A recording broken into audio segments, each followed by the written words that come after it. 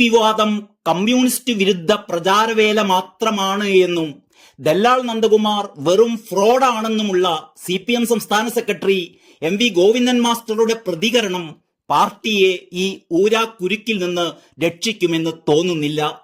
വിധിയെഴുത്തിൽ തീർച്ചയായും CPM-ന് വൻ തിരിച്ചടി തന്നെയായിരിക്കും BJP പ്രവേശനത്തിനായുള്ള EP ജയരാജന്റെ ശ്രമം വെളിച്ചത്തായ ഈ സംഭവം എന്നാണ് പൊതുവെ കരുതപ്പെടുന്നത്. ഇന്നുവരെ മാത്രം ആയുസ്സുള്ള ആരോപണം മാത്രമാണ് ഇതെന്നും ഈ വിഷയങ്ങളൊന്നും ചർച്ച ചെയ്യേണ്ട കാര്യം പോലും ഇല്ലെന്നുമാണ് MV ഗോവിന്ദൻ മാസ്റ്റർ മാധ്യമങ്ങളോട് പ്രതികരിച്ചത്. പക്ഷേ കോൺഗ്രസിനെതിരെ ഇത്രയും കാലം CPM ആരോപിച്ചുകൊണ്ടിരുന്ന BJP ബന്ധം ഇനി അത്ര ആർജവത്തോടെ ആരോപിക്കാൻ CPM-ന് കഴിയുമോ?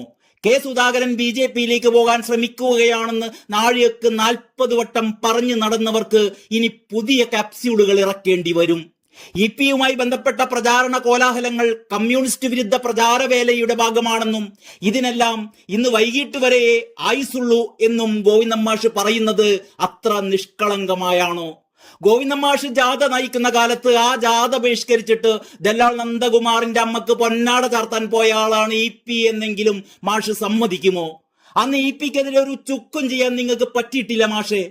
വൈദേകം റിസോർട്ട് കാര്യത്തിൽ എത്രയൊക്കെ ആരോപണങ്ങൾ ഉയർന്നു, അന്നും ഒന്നും ചെയ്യാൻ നിങ്ങൾക്ക് പറ്റിയിട്ടില്ലല്ലോ. ജയരാജൻ ദേശാഭിമാനിയുടെ ജനറൽ മാനേജർ ആയിരിക്കുമ്പോഴാണ് സാന്റിയാഗോ മാർട്ടിനിൽ നിന്ന് 2 കോടി വാങ്ങിച്ചിരുന്നത്. എന്ത് നടപടിയാണ് എടുത്തത്? EP-ക്കെതിരെ നടപടിയെടുക്കാൻ ഗോവിന്ദൻ മാഷെ നിങ്ങൾക്ക് പേടിയാണ്. ജയരാജൻ വാ തുറന്നാൽ പാർട്ടിക്ക് പിന്നെ തലയിൽ മുണ്ടിട്ട് നടക്കേണ്ടി വരും. റിയാസിനെ പാർട്ടിയുടെ തലപ്പത്ത് പ്രതിഷ്ഠിക്കാൻ നിങ്ങളും പിണറായിയും ഒക്കെ ചേർന്ന് നടത്തുന്ന കലാപരിപാടികളുണ്ടല്ലോ, അതൊക്കെ 8 നിലയിൽ പൊട്ടും. ആലപ്പുഴയിൽ G സുധാകരനെതിരെ നടപടിയെടുത്തതിന്റെ ക്ഷീണം പാർട്ടിക്ക് ഇപ്പോഴും മാറിയിട്ടില്ല എന്ന് ഓർക്കണം. EP ജയരാജൻ പ്രകാശ് ജാവേദ്കറെ കണ്ടതിനെ വലിയ കാര്യമാക്കേണ്ടെന്നാണ് ഗോവിന്ദൻ മാഷ് പറയുന്നത്.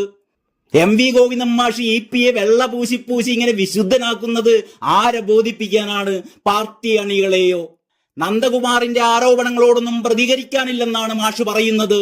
ഇമാതിരി ഫ്രോഡുകളോടൊന്നും പ്രതികരിക്കേണ്ട കാര്യമില്ല, നന്ദകുമാറിനെ പോലെ ഒരാളെ വിശ്വസിക്കാൻ സാധിക്കില്ല എന്നൊക്കെ പറഞ്ഞ ഗോവിന്ദൻ മാഷ് തന്നെയാണ് നേരത്തെ അനിൽ ആന്റണിക്കും AK ആന്റണിക്കും ഒക്കെ എതിരെ നന്ദകുമാർ പറഞ്ഞ ആരോപണങ്ങളെ ഏറ്റുപിടിച്ച് ഈ നാട്ടിൽ നടന്നിരുന്നത്. നിലപാട് വേണം മാഷേ, ഒന്നുമല്ലെങ്കിൽ നിങ്ങളൊരു പാർട്ടി സംസ്ഥാന സെക്രട്ടറി അല്ലേ?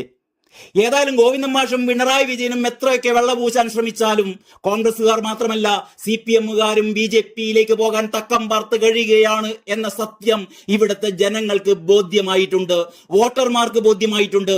അതിന്റെ പ്രതിഫലനം ജൂൺ 4-ന് വോട്ടെണ്ണി കഴിയുമ്പോൾ വ്യക്തമായാൽ അപ്പോഴും EP-യെ CPM ഇതേപോലെ സംരക്ഷിച്ചുകൊണ്ടിരിക്കുമോ? കാത്തിരിക്കാം. വിനാശകാലെ വിപരീത ബുദ്ധി എന്നാണല്ലോ പറയാറുള്ളത്. നന്ദി, നമസ്കാരം.